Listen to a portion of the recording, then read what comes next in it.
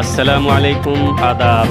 मैं हूं मोहम्मद नाज़िश आलम। स्वागत है आप सभी का आपका अपना चैनल सीमांचल दस्तक में। जिंदाबाद, इनकलाब जिंदाबाद, किसान एकता जिंदाबाद, किसान एकता जिंदाबाद, नरेंद्र मोदी होश में आओ, नरेंद्र मोदी होश में आओ, काला कानून वापस लो, किसान के खिलाफ काला कानून वापस लो। देश कितनों भी डिजिटल हो जाए, गूगल से रोटी नहीं बन सकता है साहब। रोटी उगाने के लिए किसान का आप जब यहाँ जानना चाहते हैं, सरकार आज से नोटबंदी लेके आई, जनता से कहा कि लेके आया, जनता से कह रहेगा GST लेके आया, व्यापारी से कह रहा है आपको, आज किसान कानून लेके आया है, किसान को कह रहा है आपको समझ में नहीं आया। जनता भर चुका है, लेकिन क्या ये बीजेपी के जो लोग हैं या क्या उनके करा क्या है जो उनका कहा हुआ बात। किसान को समर्थन करता हूँ। किसान भाई बैठे हुए हैं, इसलिए आज पूरा बंदी किया उसका विरोध करता हूँ। हमारे देश के किसान जो अर्थव्यवस्था की रीढ़ का हड्डी कहा जाता है, इससे देश का पूरा अर्थव्यवस्था चरमरा गया है। और देश में जो स्थिति देख रही है, ये आपातकालीन जैसा स्थिति देख रही है, केवल ये हमारे देश में नहीं है, पूरे हिंदुस्तान से बाहर भी इसका विरोध हो रहा है। इस काला कानून को वापस लिया जाए, अन्यथा हम लोग आगे इसका विरोध करते हैं। अभी हम लोग समर्थन दे रहे हैं। जो बंदी है, जो बंद है, अभी पूरा हम लोग इनके साथ मिलकर बंद किए हुए हैं। और किसान अगर हताश हो गया तो ये पूरा भारत बर्बाद हो जाएगा। इसलिए किसान के हित के लिए कुछ किसानों की मैंने जो मांग है वो पूरी करने के लिए हम लोग जाम लगाए हुए हैं। यानी जो बंदी अभी चल रही है, इसके आप फेवर में है कि बंद होना चाहिए। जैसा कि अभी जो वर्तमान सरकार है, मोदी सरकार, ये हमेशा से कहती आई है कि हम किसान के हित में काम करें। लेकिन ये जो बिल है जिसका आप लोग विरोध करते हैं, क्या मांग है आपको? ये जो कानून है हटाया है, ये कानून जो है वापस उम्मीद है कि मोदी जी वापस उगाया हुआ सारा चीज़ वो खाता है ना। और किसानी से जो है वो तंग पंगा लेगा, किसान जो है क्या नहीं कर सकता। क्या नाम बताया आप अपना? मोहम्मद मकसूद आलम। आज जो ये भारत बंदी है, देख रहे हैं सारे दुकानें भी बंद है, रोड भी सन्नाटा है, तो आप लोग का क्या मांग है? हम लोगों की मांग यही है कि बस सरकार ने जो बिल काला कानून जो किसानों के लिए लाई है सरकार, उस कानून को वापस ले ले सरकार। इसके अलावा हमें कोई लड़ाई झगड़ा नहीं है सरकार से, क्योंकि हम लोग किसान हैं, किसान के बच्चे हैं। हम लोग को इतना दुख दर्द होता है खेती करते समय, उसका एहसास हमें है। सरकार के सीने में अगर कोई दर्द वाला और एहसास वाला दिल अगर है, वो किसान के बारे में कुछ सोचे और इस बिल को वापस ले। बस ये भी सरकार से मेरी मांग है। भारत बंदी है आज, और यहाँ डगरवा पहुँचे हुए हम हैं, और हमारे दरमियान बहुत लोग मौजूद हैं। आपका क्या नाम हुआ? मेरा नाम मोहम्मद आसिफ, मैं डगरवा के रहने वाला हूँ। और मुझे इस कानून से हमारे फादर किसान हैं और हम खुद आगे किसान बनना चाहते हैं। और इनसे इसलिए कभी कि कानून जो आया है बड़ी ख़राब कानून है। सरकार को इस कानून को विचार करना चाहिए, वापस लेना चाहिए। अगर नहीं लेती सरकार तो हम तमाम किसान हिंदुस्तान के एक है, उनको फिर मालूम होगा कैसे वो पंगा लिया है। इस बंदी में किसान का कितना सहयोग मिल रहा है आप लोग के यहाँ है? तमाम किसान हमारे साथ हैं, हमारे किसान भाई कभी नहीं डरे हैं। और हमेशा 6 बजे से आपका ये प्रदर्शन चल रहा है? प्रदर्शन 11 बजे से हमने स्टार्ट किया और अब तक चल रहा है। लोग आए हैं? हाँ, कुछ देर पहले थे लोग, और अभी कुछ हमारे किसान डगरवा में कितना सक्सेस रहा ये भारत बंदी का जो ये था आज का? 70%। किसान जो कानून पास हुआ है, किसान के कानून पूरे देश में, उसके बारे में आप बताना चाहेंगे आखिर इसमें कहाँ प्रॉब्लम है, किसकी वजह से विरोध हो रहा है, क्या कमी है इसका? इसमें जो सबसे पहले उन्होंने एक कानून पास किया है, आवश्यक वस्तु अधिनियम। ये भंडारण नियमन लिखे हैं वो। इसमें एक कानून है कि कोई भी व्यक्ति जो पूंजीपति है वो अपने गोडाउन में किसी भी आवश्यक वस्तु अधिनियम में, जिसमें कि आपका चावल हो गया, गेहूं हो गया, कड़वा तेल हो गया, यानी जो आवश्यक है लोगों को, आदमी को चाहिए ही, वैसे वस्तुओं का भंडारण करने का इसमें सुविधा दिया गया है। लेकिन इसमें ऑप्शन लगाया है कि जब देश पर आक्रमण हो, युद्ध हो, उस वक्त आप भंडारण नहीं कर सकते हैं।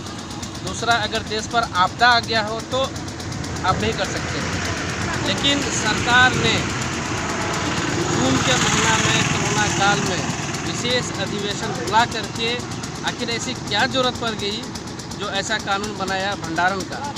इसमें पूंजीपति जितने चाहेंगे अपने पूंजी से अपने गोडाउन में भंडारण कर लेंगे और सरकारी कोई तंत्र उसको रोक नहीं सकेगा इस कानून के तहत। और वो जब चाहेंगे अपने गोदाम को खोलेंगे और अपनी मर्जी से अपना सामान को बेचेंगे और पूरे जो चाहेंगे बेचेंगे। 2 रुपये के सामान को 10 रुपये में बेचेंगे, 100 रुपये किलो के सामान को 200 रुपये किलो में बेचेंगे, उसको कोई रोक नहीं सकेगा।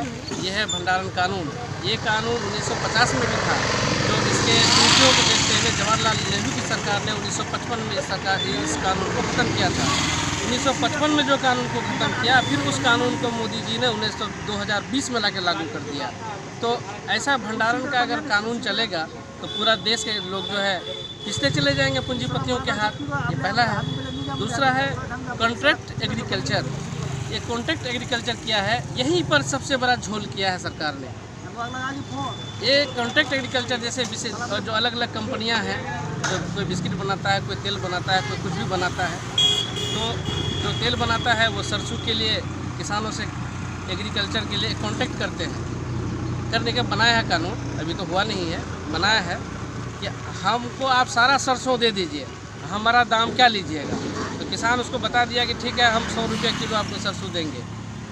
और वो कंपनी उसको पूरा खेत उसका कॉन्ट्रैक्ट भी ले लेंगे, सरसों उगाया जाएगा। उसके बीच 4 महीने के बाद जब सरसों तैयार होगा तो कंपनी आएगा और वो सरसों कॉन्ट्रैक्ट वाला जो दाम है फिक्स किया गया है, उस दाम पर वो सरसों ले जाएगा।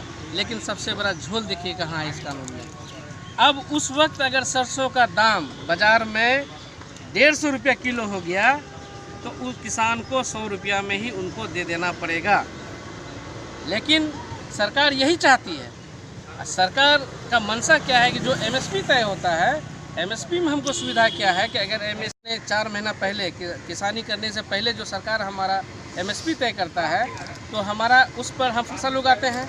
अगर बाज़ार उससे आगे बढ़ जाता है, मैं मिसाल देना चाहूँगा, इसे पिछले 2-3 वर्षों 4 साल, मैं तो लगभग 10 साल 11 साल से पैक्स अध्यक्ष हूँ और आज तक गेहूँ अधिप्राप्ति मैं इस इलाके में नहीं कर पाया हूँ, क्योंकि हमेशा जो एमएसपी होता है बाज़ार का दाम हमेशा ज़्यादा होता है। तो एमएसपी में ये सुविधा है कि जब हमको एमएसपी से ज़्यादा दाम बाज़ार में मिलेगा तो हम एमएसपी में नहीं देकर के बाज़ार में बेच लेंगे। लेकिन कॉन्ट्रैक्ट एग्रीकल्चर में क्या होगा कि बाज़ार में चाहे वो 500 रुपये किलो हो गया, लेकिन हमको कॉन्ट्रैक्ट पर जो मेरा कॉन्ट्रैक्ट किया हुआ है हमको उस पर देना पड़ेगा। अच्छा, इसमें गलती देखिए क्या है, अगर बाज़ार ज़्यादा हो गया तो किसानों को कॉन्ट्रैक्ट दाम पर देना पड़ेगा और बाज़ार गिर गया, अगर कंपनी नहीं आएगी तो हम उसका कुछ भी नहीं बिगाड़ सकेंगे। कि चूँकि इसका जो एग्रीमेंट होता है वो किसी किसान के द्वारा नहीं, किसी मुखिया के द्वारा नहीं, बल्कि ये सरकारी किसी व्यक्ति के, बाज़ार के जो अधिकारी हैं उनके थ्रू होता है। तो बाज़ार के जो अधिकारी हैं किसानों से क्या लेना देना, कंपनी भाग जाएगा, वो किसानों के लिए कौन सी लड़ाई लड़ेंगे वो। इसलिए ये कानून से भी हमको विरोध है। अच्छा, तीसरी जो एमएसपी है, अब सरकार ने जो घोषणा करते हैं कि हम एमएसपी पर आपका अनाज लेंगे, तो वो सिर्फ कहते हैं, एग्रीमेंट नहीं है, किसी तरह का कोई गारंटी नहीं कि तुम्हारा सामान हम एमएसपी पे लेंगे ही। अगर वैसा होता तो आजकल देश के 94% किसान बाज़ार में बेचना पड़ता है उसको औने भाव में, सिर्फ 6% किसान जो है एमएसपी का लाभ ले पाते हैं। अगर इसको कानूनी दर्जा के किसान मांग कर रहे हैं, ये जो एमएसपी आप तय करते हैं इसको आप कानूनी दर्जा दीजिए। इससे लाभ हमको ये होगा कि रात के 12 बजे भी हम अपना अनाज लेकर के किसी गोदाम पे पहुंच जाएंगे तो उसको एमएसपी पर देना पड़ेगा, नहीं तो अगला सुबह वो जेल में रहेगा। तो यही किसान चाहता है, इसीलिए हमको विरोध है कि आप इसको कानूनी दर्जा दीजिए। आप एमएसपी को कानूनी दर्जा क्यों नहीं देते हैं? अगर आप किसान के हितैषी हैं तो एमएसपी को आप कानूनी दर्जा दे दीजिए, ताकि हमारा अनाज कोई भी एमएसपी से नीचे खरीदेगा तो वो आदमी को हम जेल भेजने का काम करेंगे। ये किसान का मांग है और तीनों मांग जायज़ है।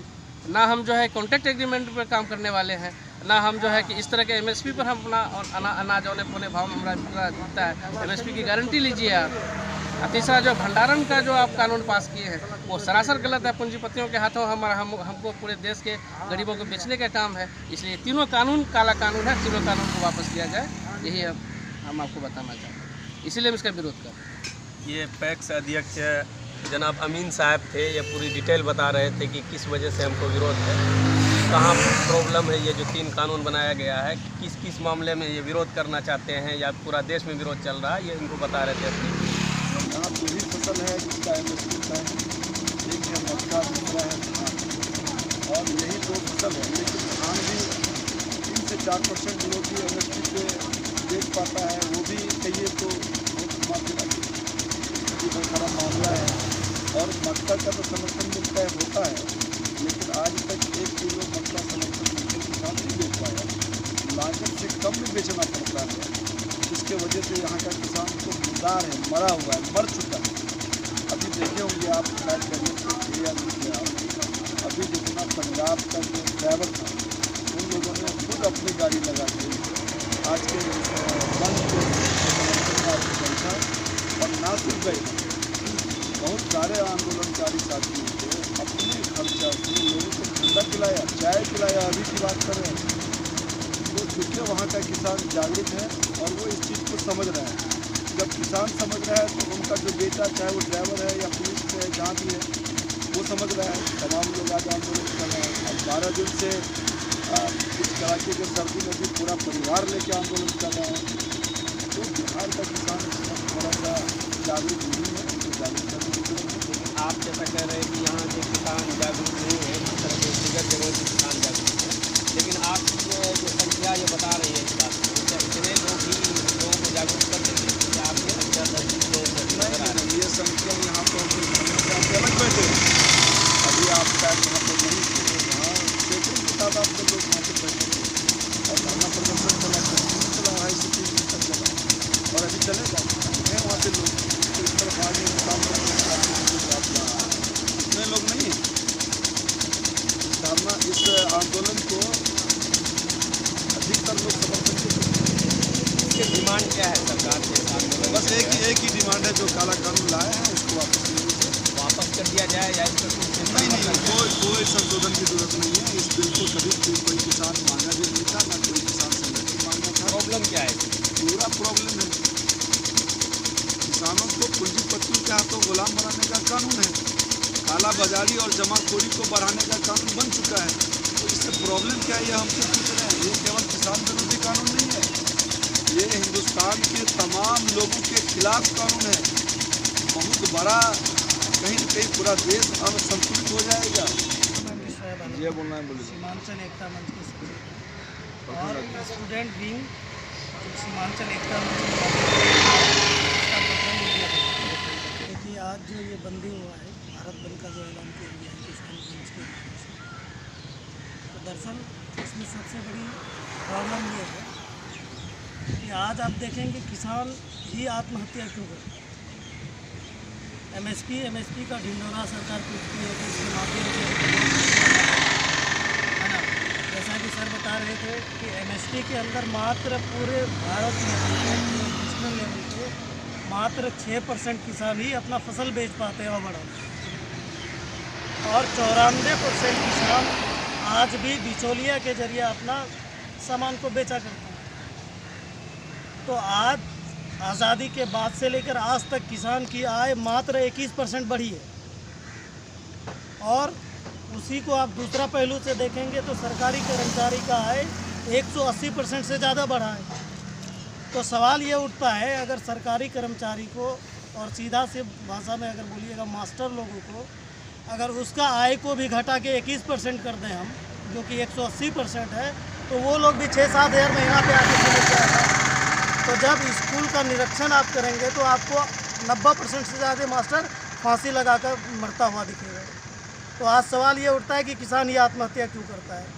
तो आज भी आप देखिए, मक्का का MSP तय है 1850 रुपये क्विंटल, लेकिन लॉकडाउन के दरमियान हरियाणा और पंजाब का किसान मात्र 6 रुपया kg मक्का बेचा है इस लॉकडाउन में, और सरकार कहती है 1850 रुपये क्विंटल।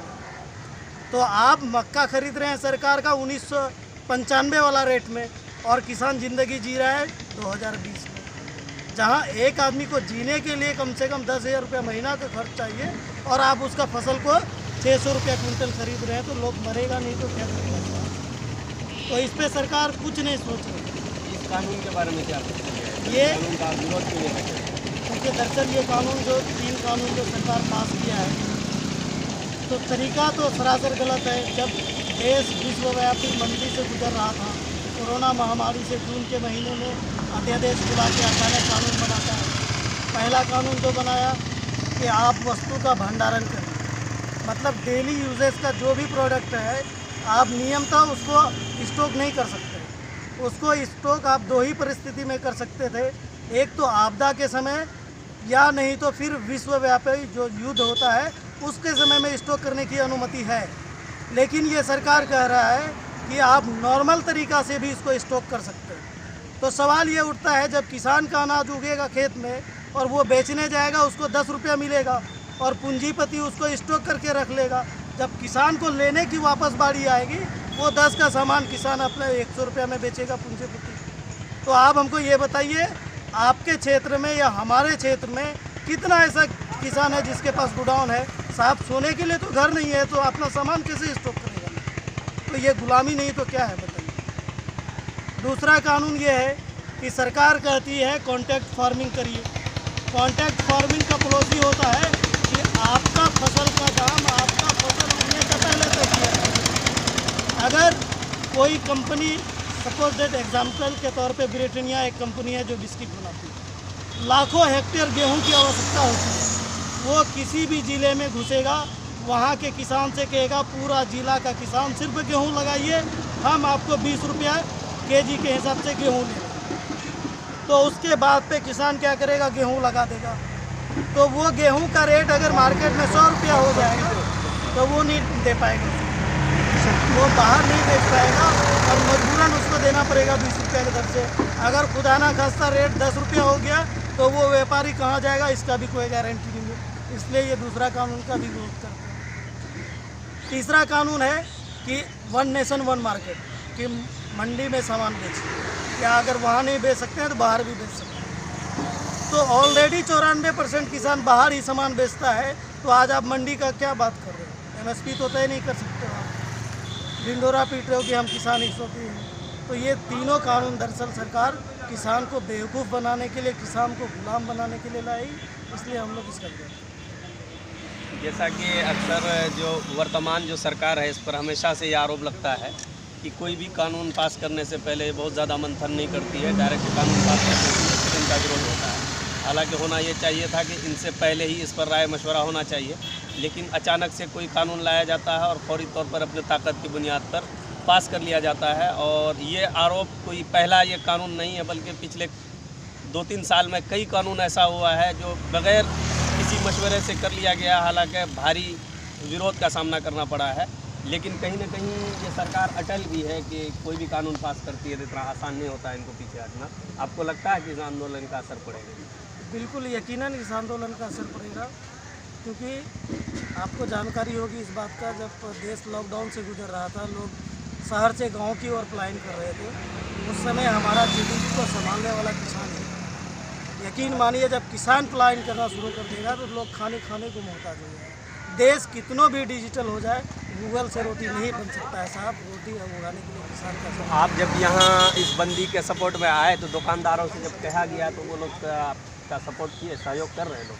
जी, दुकानदारों से भी कहा गया तो कुछ दुकानदार भी हमारे समर्थन में, कुछ नहीं 90% लोग समर्थन में, 80% लोग बात नहीं मान रहे। तो यकीनन जब आंदोलन चलता रहेगा तो लोग भी हमारे साथ। आप अपना तरीके आपका? जी, मेरा नाम है मुश्ताक बाबा। ये जानना चाहते हैं, सरकार आज से नोटबंदी लेके आई, जनता से कहा कि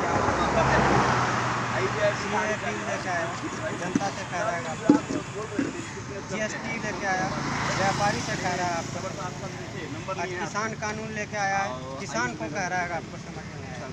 जनता घर दिया है, लेकिन क्या ये बीजेपी के जो लोग हैं या क्या उनके करा क्या है, जो उनका कहा हुआ बात आप पढ़े लिखे क्या जी मैं ग्रेजुएट हूँ। आप तो समझते होंगे सारे कानून को, सरकार एक साथ 100 बार अगर कहे नहीं समझते। यही चीज़ तो हम जानना चाह रहे हैं। हम इस धरती के रहने वाले लोग, हम इस चीज़ को समझ में नहीं पा रहे हैं। तो वो ऐसा क्या कर रहे हैं कि जो जनता उसको नहीं समझ पा रही है। को नहीं बेचना है, कोई वो इस ग्रह के हैं या इस ग्रह से बाहर इससे आप क्या समझते हैं अगर इस तरह की बात आती है सरकार की, चाहिए या आप नहीं? समझ ले रहे हैं? इस तरह से हम ये समझ पा रहे हैं कि सरकार देश के विरोध में कुछ कर रही है। सरकार ऐसा कुछ कर रही है जो कि इस देश के आम जनता को उससे नुकसान हो रहा है। वो और अपना रास्ता चुन के एक अलग करना चाहते हैं। ठीक है, आपसे बात करने के लिए शुक्रिया। कि ये भारत बंदी का 8 दिसंबर है आज, भारत बंदी का दिन है। यहाँ लोगों से अमाउंट मिले तो लोगों से रोड का जो एरिया देख रहे हैं पूरा सन्नाटा है, गाड़ियाँ भी नहीं चल रही है, दुकानें भी बंद है। ये कानून कितना सक्सेस होता है, ये बिल का जो विरोध हो रहा है और आगे आने वाले दिनों में सरकार क्या करती है ये तो समय ही बताएगा। तो ऐसे ही वीडियो के लिए हमारे चैनल सीमांचल दस्तक के साथ जुड़े रहें।